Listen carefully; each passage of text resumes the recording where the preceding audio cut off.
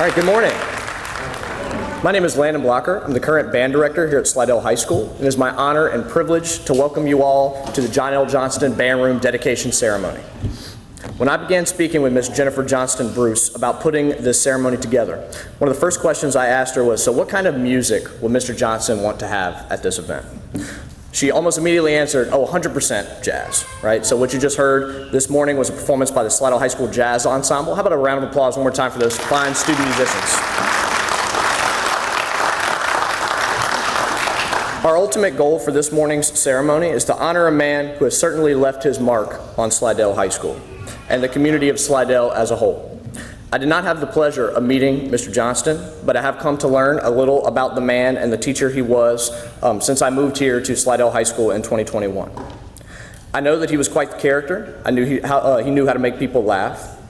I know that we both share a love for the phrase "one more time," even though we both know that it won't be just one more time. I know that as a band director, he would not accept any less than excellence from his students. Most importantly, I know that he cared deeply for his students and for Slidell High School. This morning, we are going to hear from Mr. Johnston's peers and former students so that we can all learn about the tremendous impact that he had on everyone that he came in contact with. To give us an overview of Mr. Johnston's career at Slidell High School, I will turn it over to someone who knows him better than anyone, and that is his daughter, Mrs. Jennifer Johnston Bruce.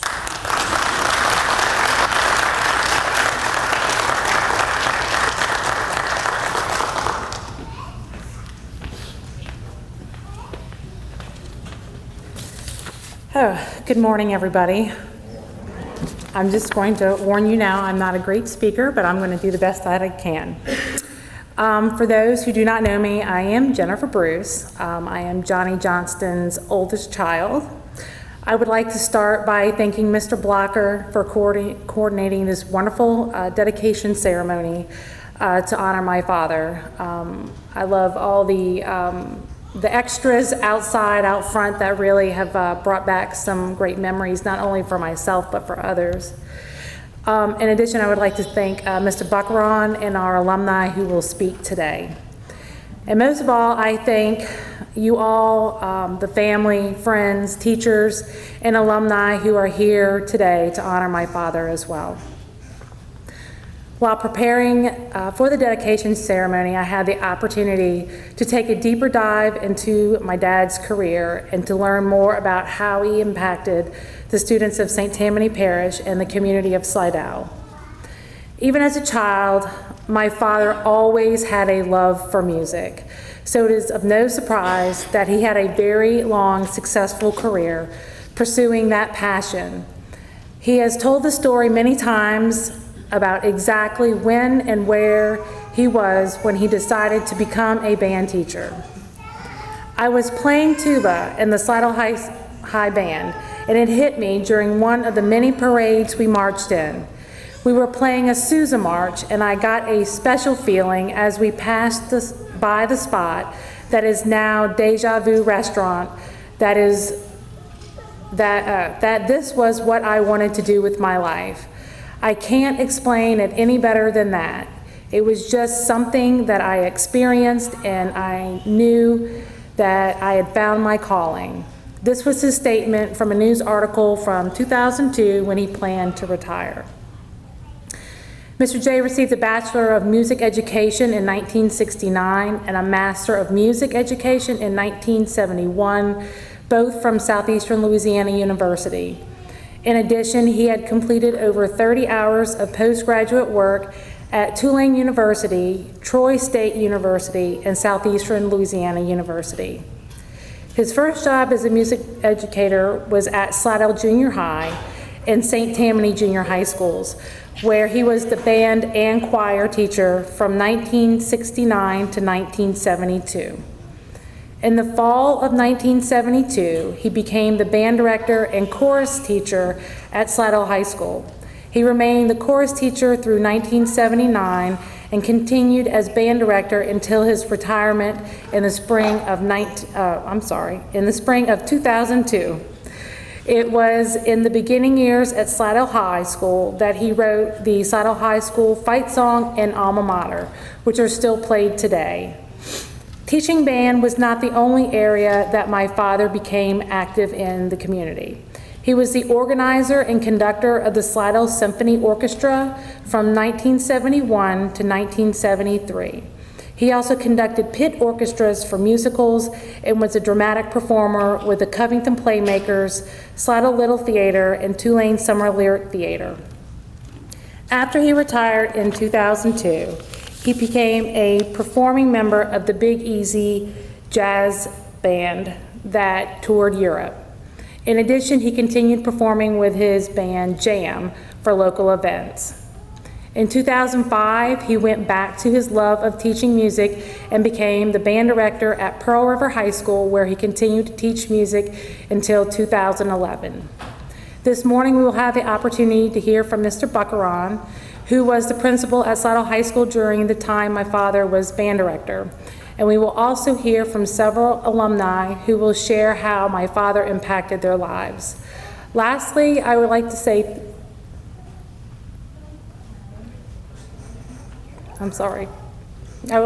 thank you from the bottom of my heart. My family and I deeply appreciate this honor being bestowed upon my dad. If I close my eyes, I can see him smiling down from heaven now, speechless that future generations will know his legacy. Words cannot express the immense gratitude my sister, brother, and myself feel in accepting this dedication in my father's name. Thank you.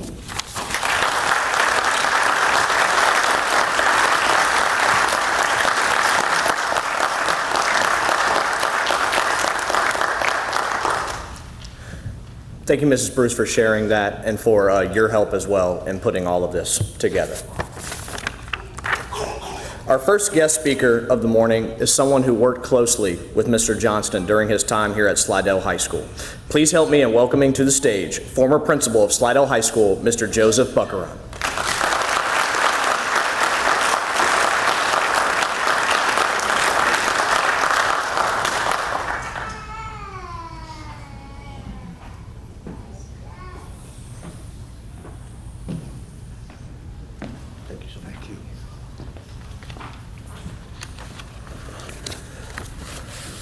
One more time.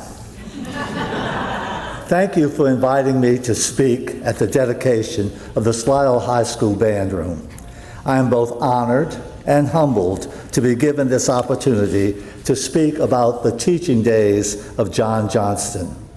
Here, one more time does not refer to one more speech by Joe Buckeron, but any band member, as indicated earlier, of John Johnston in this auditorium this morning well knows what one more time means. Most often on the practice field or the concert hall, when he had perfected the halftime show or the concert, he would compliment the students and say, "One more time." They came to expect it, and it became his mantra. Johnny was a musician, as you heard from Jennifer, all of his life. He was a student of Howard White, band director at Slidell High. He graduated in 1964, which incidentally was my first year as a teacher of biology here at SHS. As indicated, he went on to pursue bachelor's and master's degree in music education. When Howard White retired in 1972, Mr. McGinty hired Johnny as the new band director. He hit the ground running. He expanded the music program so greatly that it became necessary to eventually hire a second music teacher to take care of chorus and general music courses, thereby enabling Mr. J to dedicate his full time to instrumental music. He was hired as a 12-month employee and taught music classes in the summer, including beginning band classes to elementary band students, many of whom would eventually become members of his high school band. He transformed the band, ditched Howard White's ice cream man conductor's suit, acquired new uniforms, and settled for nothing but excellence. Johnny wanted perfection and encouraged band students to pursue other instruments in addition to their chosen one. He was proficient at several instruments and would bring his own collection of instruments to encourage students in this effort. He was especially proficient in piano, saxophone, guitar, flute, tuba, and dabbled in other instruments. In the Slidell Symphony, he frequently played the French horn. I specifically remember Johnny Johnston on the night of Tuesday, October 5th, 1976. That night we will remember forever, for it was the night that the gym and the cafeteria burned to the ground. The band room was right behind the gym. The gym now was where the cafeteria is now, and the band room was adjacent to it. While a group of people off the street drove their cars to the front of the school and helped me pass file cabinets of records through the front windows of the office, Johnny and his crew were in the band room rolling out the piano into a tar-filled parking lot. The parking lot had started to melt, and saved as many instruments as he could. There was a picture of him doing that in the Slidell Century News. John Johnston had the rare gift of perfect pitch. He could pick out a sour note from a specific instrument in a band of 100 with his back turned. This was both a blessing and a curse. With perfect pitch, you strive obviously for perfection, although to our ears it sounds perfectly fine. In his concerts, he was a stickler for excellence. He spent a great deal of time in the placement of instruments and microphones, arrangement of chairs on the stage, and tuning the instruments. Let's talk about his tuning of the instruments. It's 7:30, the night of the concert. The concert is scheduled to begin at 7:30. It is then, at this last minute, that Johnny is going to tune the instruments one by one. It was more important to him to get the best sound out of his students that he could. He would rather take a few extra minutes to tune right before the performance. To him, this was not a bad idea. To a person with perfect pitch, a sour note or a missed note is like fingernails on a chalkboard to us. I even remember one concert when he was in the middle of a difficult piece. He stops in the middle, turns to the audience and says, "We can do better than that." Always teaching. You could hear a pin drop in the auditorium. He speaks softly to the band, which seemed like an eternity to the audience, then plays the piece again to perfection. The applause was raucous. He afforded his students the opportunity to participate in many contests, parades, and competitions, among which were trips to Smoky Mountains in Orlando. But a highlight was flying to Washington, D.C. and marching in the Cherry Blossom Festival. In this parade, only the band director, and one other adult could march with the band. Incidentally, the parade was about 2 blocks long. He was used to Mardi Gras parades, but this one was 2 blocks long. I was honored when he chose me. I can still think of that cold, gray day walking down Pennsylvania Avenue with Johnny and his band. Then there was Johnny's 2 henchmen who beckoned to his every call. Everyone who knew Johnny at this time, know I am talking about D&M, the Crew brothers, Dana Webb and Mike McGann. They were the field crew. I never quite got the thing about their dress as the Blues Brothers, but this much I do know. They both worked tirelessly behind and in front of the scenes to get the job done. It's not easy to move a band, even if it's just across town. They did the real grunt work to ensure everything was in order and ready to go at John Johnston's command. Their loyalty to Johnny and his loyalty and friendship to them ran deeply. As a principal, I can say John Leo Johnston gave me fits. Talk about marching to the beat of a different drummer. This was John Johnston. When I say he gave me fits, I mean it in the most loving and sincere way. There was a continuous line of parents lined up at my door to complain why Mr. J did not advance their students, or why he put them on second chair and not the first, or why he didn't give them a solo in the concert. Of course, most of the complaints were because they were living their, excuse me for saying it, high school band days through their sons and daughters, or they thought their sons and daughters were one step away from Carnegie Hall. Johnny was always straightforward with them, and I don't know if they left satisfied or not, but Johnny always seemed pleased with the outcomes of these frivolous conferences. Let us say this, I bailed him out numerous times. I treasured my relationship with Mr. J. He was an outstanding musician, teacher, and most of all, a friend. I thank him for his many years of service to his alma mater. I shall never forget when Slidell High band director Howard White was on his deathbed. Mr. J packed up the band, marched across Gauze Boulevard to Mr. White's home on 9th Street, and played several numbers on his front lawn, while a tired, weary, sick Howard White watched from the front door. Those musicians filled the air with the sweet sound of music and watered his front lawn with their tears. He was a giant among musicians and band directors. He composed the Slidell High alma mater and fight song and designed the current band room. He chose Mardi Gras parades in New Orleans that were the shortest and paid the most money. Why should I march in a parade in Slidell for $200 when I can get $2,000 in Metairie? He played in city symphonies and had his own band. He conducted orchestras for our musicals by choosing the best musicians he could find, and the list goes on. It is only fitting that the Slidell High School band room be dedicated to his memory. John Leo Johnston, break out that golden saxophone up there, man, and play Amazing Grace just one more time.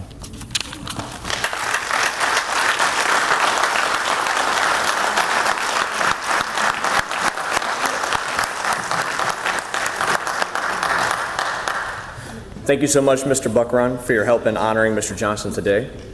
We are now going to hear from a few alumni of the Slidell High Band to hear more about the impact that he had on the students that were under his direction. I will now turn it over to our first alumni speaker of the morning, Ms. Kimberly Powers.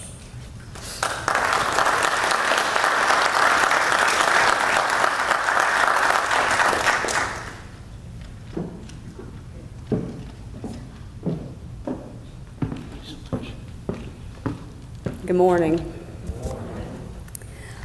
I last saw Mr. Johnston a few years ago at a football game for an alumni event. He looked great and he sounded great. We talked and we laughed about some of the pranks that us kids had pulled in high school. He loved to laugh and we did some laughing. Two things that stood out in my mind were the time that a group of us stood around in the band room and called all of the Hilton resorts around the world just to hear the different accents. I'm sorry, Mr. Buckarana. I still don't know what we were thinking, honestly. Another story that he liked was about the time that we rolled his house on a Friday night after a football game. But we didn't roll his house, we rolled his neighbor's house, and they didn't even have children in the school system. We laughed a lot, just like you guys just did. We parted ways, and we plan to get back together soon. I graduated from Slidell High School in 1991, and I was a member of the Slidell High Marching and Symphonic Band from 1987 to 1991. In junior high, which was the early 80s for me, we learned to play our instruments and do a little marching, but not at the same time. When we got to Mr. J, that's when the real magic began, and we began to put it all together. I'll never forget the first time that we all played together. We had done practices, just the woodwinds, but after a month of those rehearsals, the woodwinds and the brass got together with the percussion, and we played our season opener.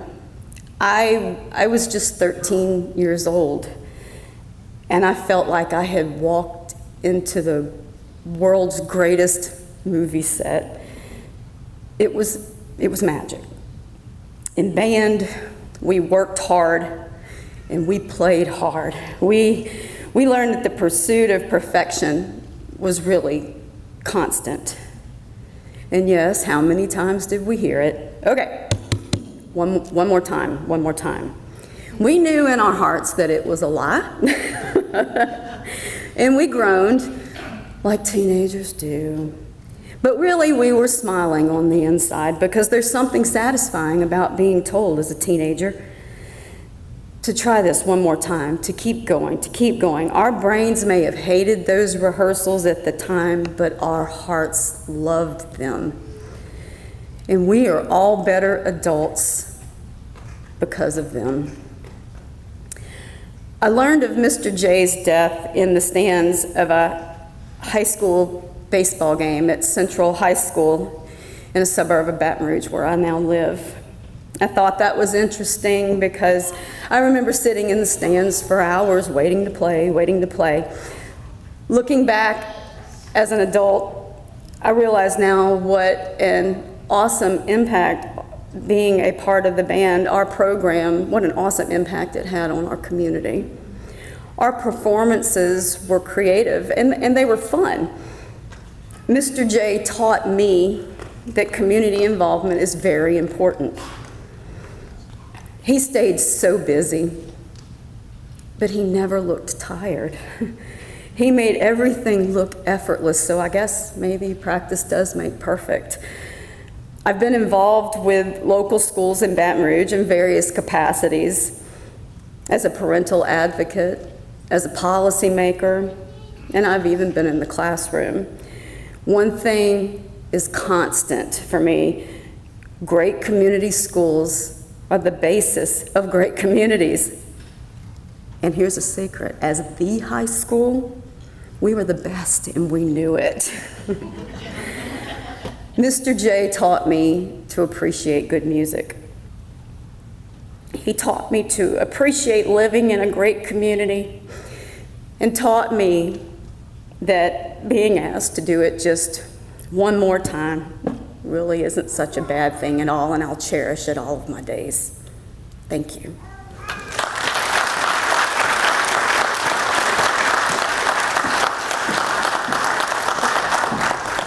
Thank you, Ms. Powers. Our next alumni speaker, Mr. Tim Oquin, was not able to be here with us this morning, so I'll be reading a written statement that he prepared for the ceremony. Good morning.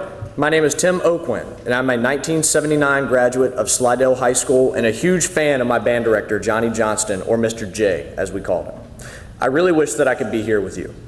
I first met Mr. Johnston as a middle school student participating in the summer band program. Coming to the high school and getting to play in the Tiger Band Room was so cool, and I couldn't wait to get to high school. I vividly remember getting my high school audition music, John Philip Sousa's Washington Post March. I practiced and practiced, not realizing that he would have been happy to have me even if I flopped. Upon entering high school, the marching band hit the field in the heat of the summer, so the band would sound great from the first note of the first football game. Line it up, do it again was the mantra until we got it right. To this day, I've never had so much fun working so hard. I remember Mr. Johnston taking Twinkie breaks due to his sugar crashing and then proceeding with rehearsal. He was a force of nature. Early in my sophomore year, the unthinkable happened. The gym and cafeteria burnt to the ground. Thankfully, the band room, FFA room, and wood shop were spared, barely. During the next year, we would buy our lunch out of the window of a portable classroom and head to the band room to hang out. The band was our tribe, our family, our community, and Mr. Johnston was responsible for fostering those relationships. Constantly in the background were Mr. Buckarun's words, "A new day has dawned" at Slidell High School. True, but Mr. Johnston's work of making amazing music and building community continued. By my account, Mr. Johnston and his predecessor, Mr. White, accounted for nearly 60 years of leadership in the band program, a feat not so common these days. Eventually, we got into the new band room, and with the new space and funding from the New Orleans Jazz and Heritage Festival, Mr. J started the jazz band program. We got to perform at the Loyola Jazz Festival several times, as well as the New Orleans Jazz and Heritage Festival. This ensemble became the turning point for me and several of my classmates. Members of this ensemble became music educators, music performers, music ministers, and composers.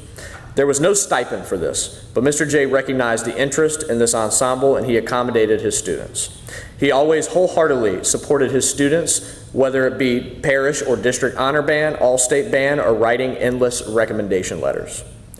On a personal note, I noticed that Mr. J not only taught music, but continued to play in bands. I always enjoyed his stories of his band Now and Then with my middle school band director and friend, Eddie Bush. He practiced what he preached. That is what I wanted, to be able to play and teach. As I was considering colleges, I had already accepted a scholarship at Southeastern, Mr. J's alma mater, when he said I should consider auditioning at Loyola in New Orleans. He thought their approach would be more in line with my interest. I auditioned at Loyola with Dr. Joseph Hebert and was offered a scholarship and eventually the job of playing bass with the New Orleans Saints Band. I got myself in a little hot water accepting 2 scholarships, but it all worked out. Johnny gave me a track to run on, and I took advantage of that to the best of my abilities. Upon graduation from Loyola, I played music for 3 or 4 years, which included touring with the Mamas and Papas, the Glenn Miller Orchestra, Luther Kent, the Delta Queen Riverboat, jazz vocalist Nina Freelon, and many Broadway shows. When I was home in between tours, I also enjoyed stopping by the band room to visit Johnny and grab a po' boy. These were some of my favorite memories, reminiscing and laughing and feeling at home. He would always tell me what the Tiger Band had coming up and where his band was playing.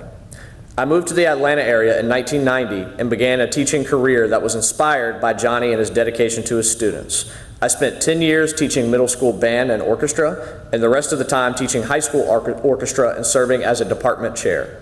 My ensembles have performed at the GMEA State Conference, the National School Board Association Conference, the Midwest Band and Orchestra Clinic, the International Association of Jazz Educators Conference, and the Jazz Education Network Conference. I have also been recognized as the Georgia Music Educator of the Year. And trust me, Johnny and Eddie were with me in spirit when I received that honor.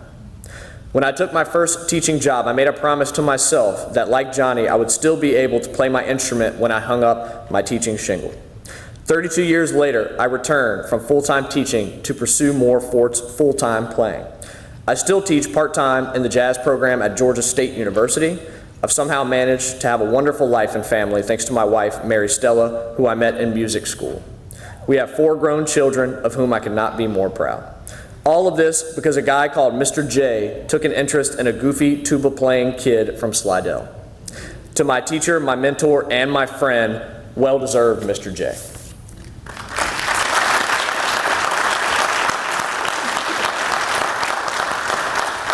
We want to thank Mr. Oakwin for taking the time to prepare this heartfelt statement, taking us all down memory lane. I will now turn things over to our final alumni speaker of the morning, Mr. Scott King.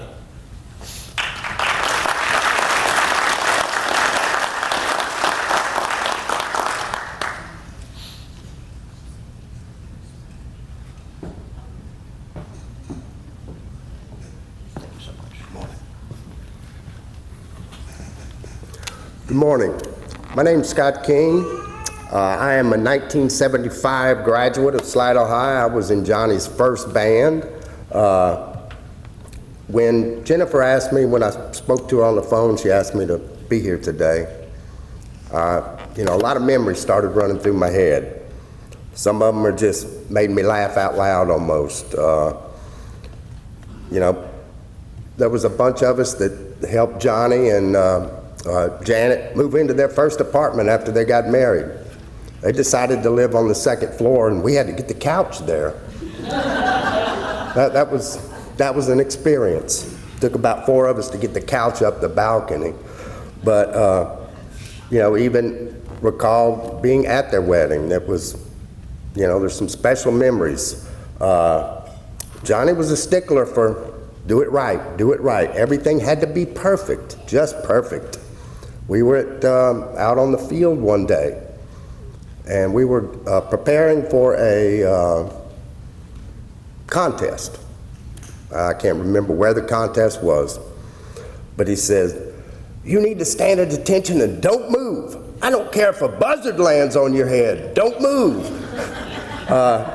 He had some strange sayings, and you know, I can't remember all of them, but I do remember that Johnny was not only a teacher, but he was interested in his students. He was always keeping up with you, always inspiring you to do better.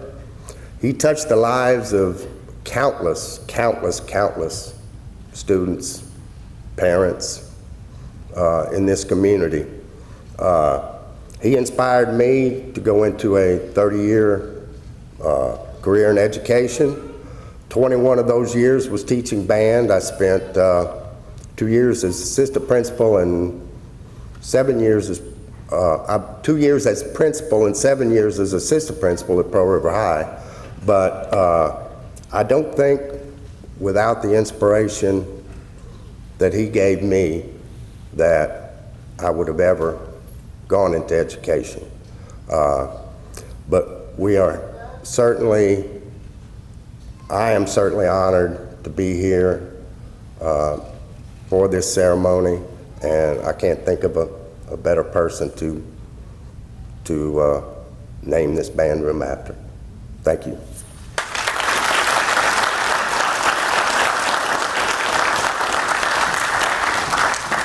Please help me in thanking Mr. King and all of our speakers that came out today to honor Mr. Johnson.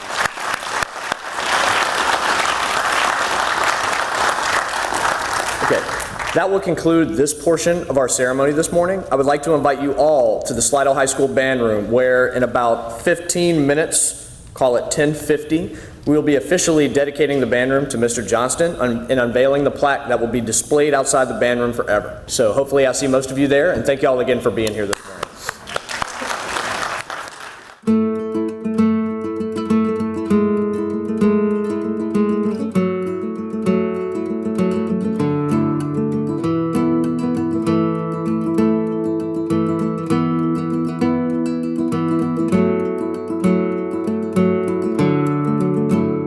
It's just an honor to recognize Johnny Johnston. He was just such a figure here at Slidell High School way before my time, and then myself as a student, and then we worked together also.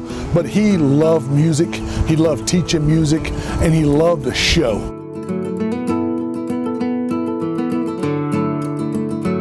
Well, it's so important that we remember our legacy, and almost 120 years of tradition and pride here at Slidell High School. The football stadium's named after Coach McGinty.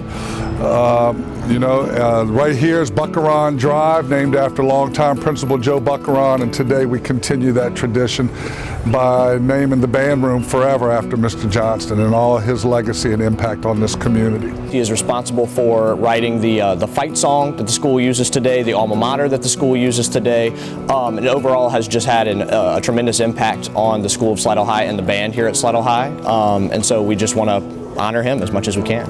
Just seeing all of his hard work to this point, to where they're now naming the band room in his honor, it's very fitting, and it's a huge honor for myself and for my family. It is our our honor and privilege for the first time ever to present to you the John L. Johnston Band Room.